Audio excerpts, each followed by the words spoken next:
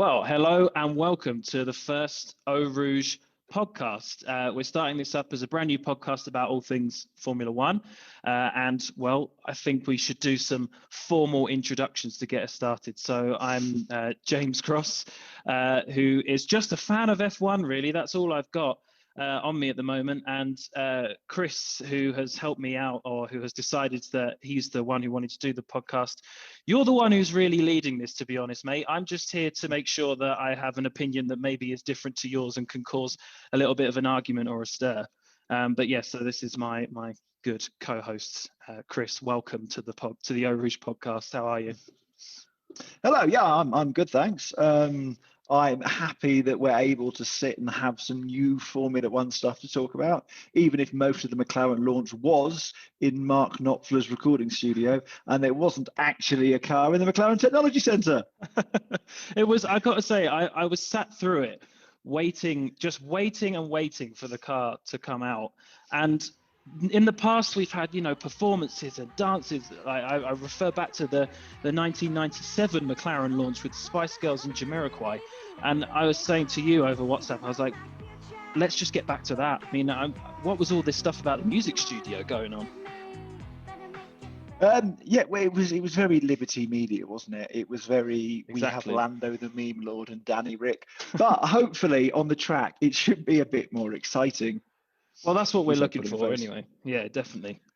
So we want to talk about the McLaren car. Obviously, it's the way it looks is not too dissimilar from last year. Still got that lovely blue and papaya, which I don't know about you, Chris, but I'm a big fan, but I wasn't when they changed it. And my mind completely changed within the space of a season when they first came out with the papaya, because I really, growing up, the McLaren, my favorite team, I'm putting that straight out there. McLaren was my favorite team, and the lovely kind of black and silver design of the late 1990s, early 2000s was really I loved that look of that car. And suddenly this changed to a really quite stark look. Sort of, I wasn't happy with it initially, but now I think it's stunning looking. Yeah, it does look really nice. I think it's taken them a while to learn how to fit the blue onto the livery, because that it used to be like a burnt orange testing, didn't it? Like back in the 90s, or the McLaren pre-season test, they'd be racing the traditional orange. And the orange looks fantastic if you look in the back of the launch, there's the Can-Am car, and that Can-Am sports car just looks incredible.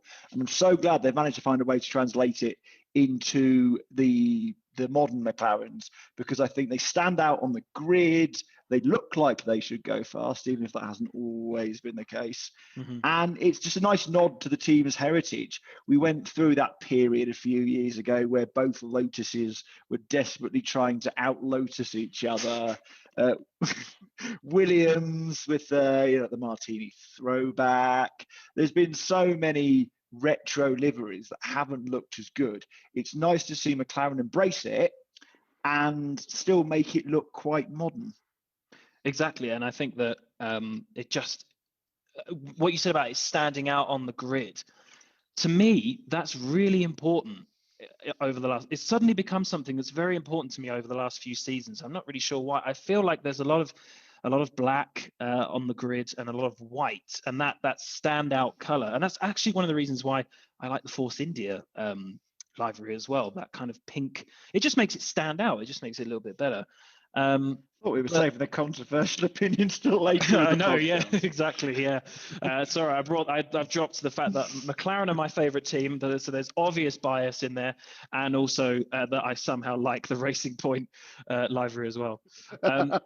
Well, let's talk about the car then. So we want to mention how there's been a few changes within the back end of the car this year, and then also kind of thinking about how it's going to, if it's going to challenge this year. So where are we with that? Well, so obviously the biggest change for this car is the fact that they're back with Mercedes for the first time since 2014. The last time they were remotely competitive, the Honda years were poor, the Renault years were getting better.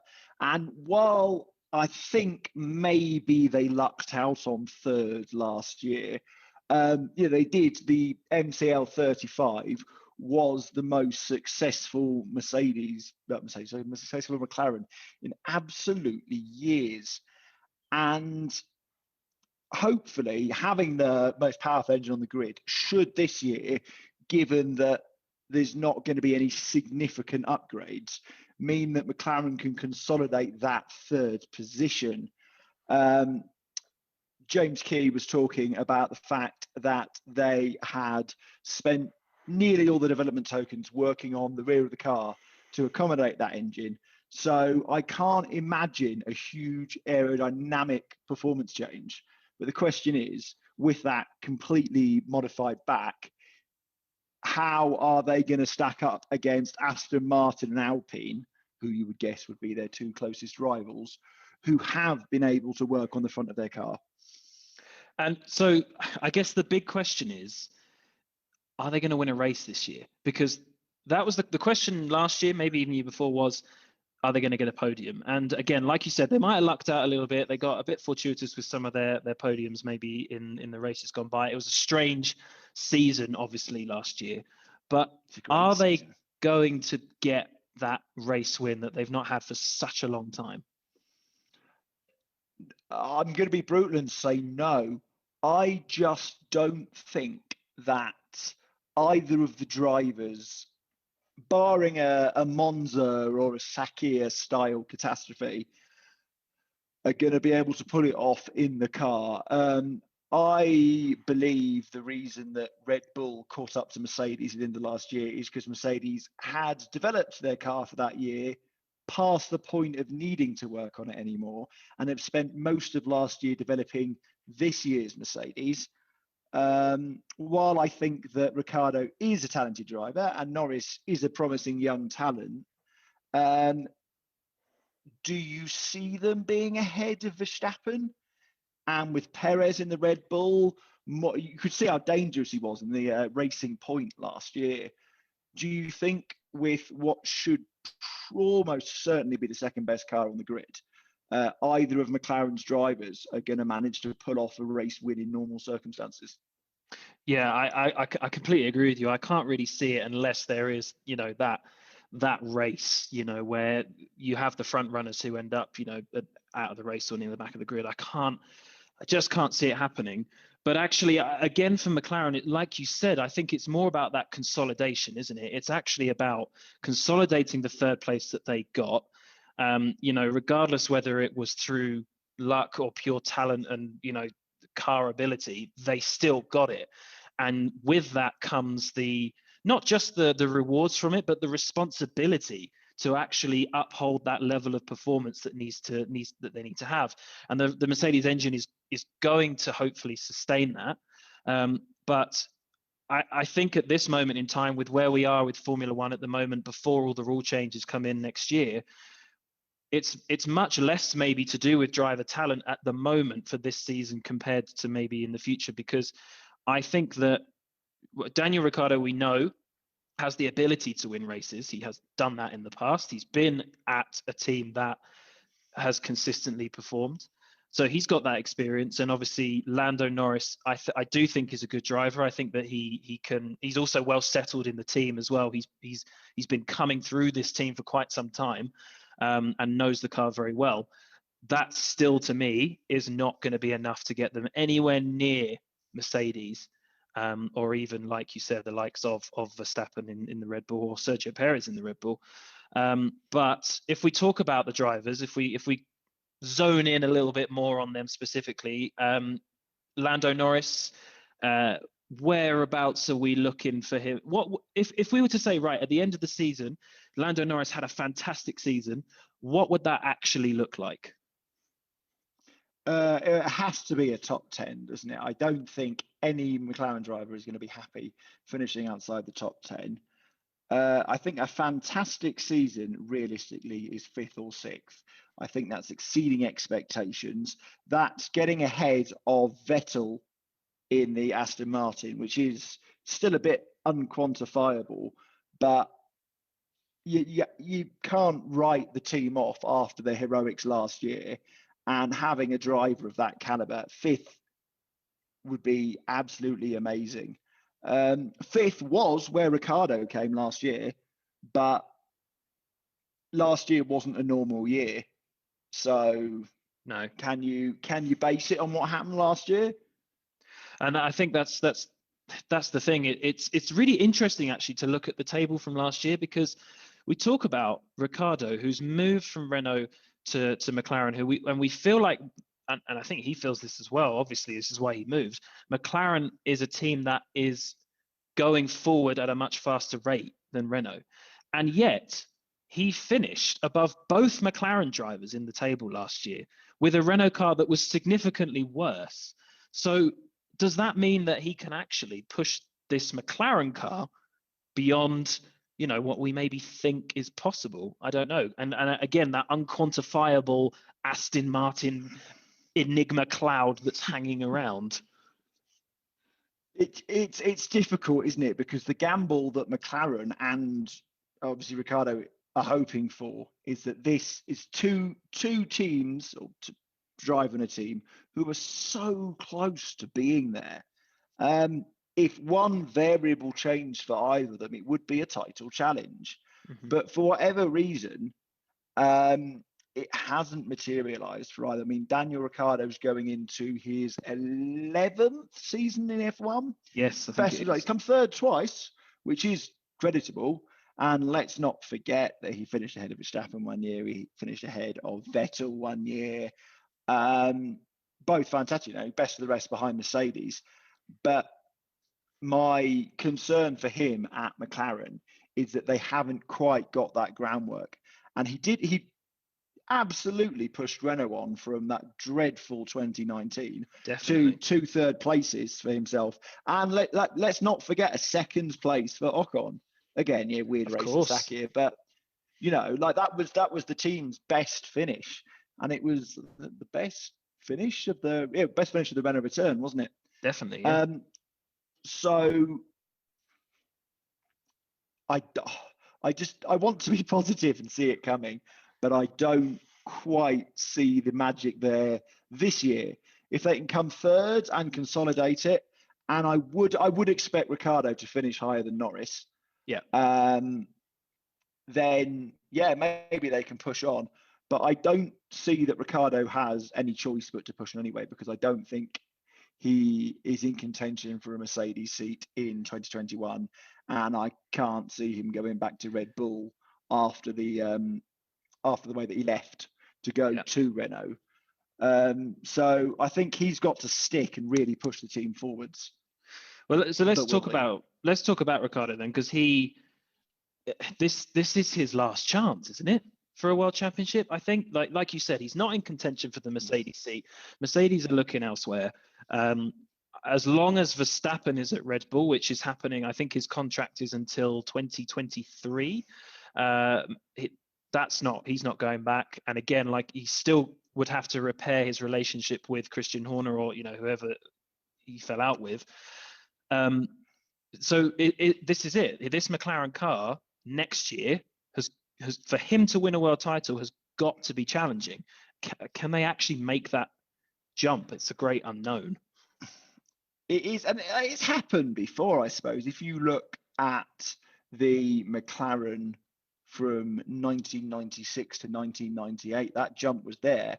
But the key then was Adrian Newey. And while James Key is very capable, I'm not sure that he's got that Adrian Newey power coming. And Newey had come off the back of all of those fantastically successful Williams cars as well. So, I don't personally think that Ricciardo will ever be a world champion. He's a good driver, but he's not world champion good driver.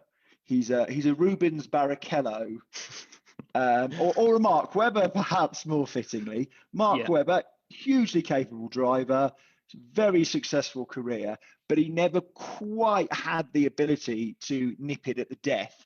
And I think we've seen that from Ricciardo. We've seen him leave 2 teams now where he was really the main man, while Verstappen was definitely coming from a Red Bull. Verstappen was still very new to F1. Ricciardo had 7 wins under his belt when he left at that point. Renault existed only to serve him, as far as I can see. And despite bringing them up, he's left there. So if McLaren can get a deserved third rather than a slightly fluky third, maybe they can use that to drive on next year. But 2022 will be an equaliser. Something will happen that year to shake things up. But it is a very big gamble that McLaren will be able to shake it up better than Mercedes or Red Bull or Aston Martin. Well, and I think I kind of think there's been proof of how McLaren have not adapted well. I mean, obviously the car was on the decline from the end of the noughties, if you like, from sort of 2010 onwards. They were still picking up race wins here and there, and then when we switched to the hybrid engines, they really had no direction. And again, the team is very different now to how it was then, incredibly different, and that should be noted. That's important. But they haven't got a recent history of adapting to these big changes in F1 that really set the tone for the next decade or two. So it is another big risk from Ricciardo, I think, to go to McLaren. But then again, what option did he have really, other than staying at Renault, where you're right, the car was built around him pretty much. They plowed their resources into him really, and it didn't come off. It didn't work out. And now he's at a team, I think, that actually the future looks a bit more bright. But I think that is the thing, is that McLaren don't have a good recent history when it comes to adapting their car. So if you want to make a prediction for this season, then for where you think McLaren are going to finish, and even if you want to go even more specific, where are Ricciardo and Norris going to finish? Oh, predictions. I'm going to predict that McLaren finish fourth. Okay. That Ricciardo will finish sixth, and that Norris will finish eighth. I think Aston Martin, under a newly resurgent Sebastian Vettel, I am gambling on this, are going to just pull away. They had a very successful last year. They ended the year on that huge high of Perez's victory at Sakir.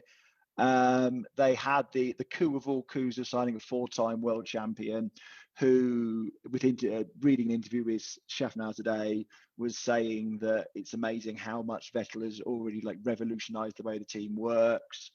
Stroll will finish ahead of Norris, but behind Ricciardo, and hand that all-important sixth place to Ricciardo. But can I see Ricciardo winning a race this year? Probably not. Can I see Norris winning a race this year? Probably not. Well, that's one thing actually that you've mentioned, because obviously we've still got the Aston Martin reveal to come, but it's them and McLaren really, I think, that are the two really interesting teams to look at and whereabouts they're going to be, because I think they're going to be very similar. And where are they going to finish in relation to each other? And for some reason, I see Aston Martin winning a race above McLaren. But I mean, what am I basing that on? Really, I have no real. It's a complete lottery, and it may well be that you need a mad race where Verstappen gets taken out, Hamilton breaks down, and Bottas gets involved in a silly collision for that to happen. But one of those two teams will win a race next year, I think. Yeah. I'm just not convinced that team is going to be McLaren. Yeah. Well, my prediction, and this is what I'm going to go with, because I'm a McLaren fan, and Aston Martin are a new team. Well, I say that in the loosest term possible. I'm going to say McLaren are going to finish third again this season, but I don't think they're going to win a race. But I'm going to say Ricciardo. I'm going to go slightly different to you. I'm going to say Ricciardo to finish in fifth again this season, but with the McLaren. And I'm going to say Norris to finish in seventh, I think. So slightly higher than you, but that is just my biased optimism that's coming through there. More positive than me, I see. Yeah, much. Yeah, well, not by much. Just that little. I don't know what it is. I think it is just that it's the McLaren bias, but they might have the edge. It's so difficult to tell before the season starts, but I think that that's what I'm going with anyway. I think just because Aston Martin are new, they're going to be new to the sport, and that does still provide some problems, even though they're just an adapted team. Essentially, it's still going to provide some issues. So I think that McLaren, just building on what they did last season and consolidating, I'm going to stick my neck out and go for third place. Well, I think that covers pretty much everything about the McLaren launch that we've seen today. Now, next up, I think we've got the AlphaTauri reveal, which is later on this week. Is that right, Chris? So we're going to do another Friday, video yeah, Friday, yeah, the AlphaTauri reveal. Yeah, so we're going to be doing another video for that. But thanks for joining me, Chris, and thank you to everybody who might have watched this first ever Eau Rouge podcast. And we'll see you again on Friday.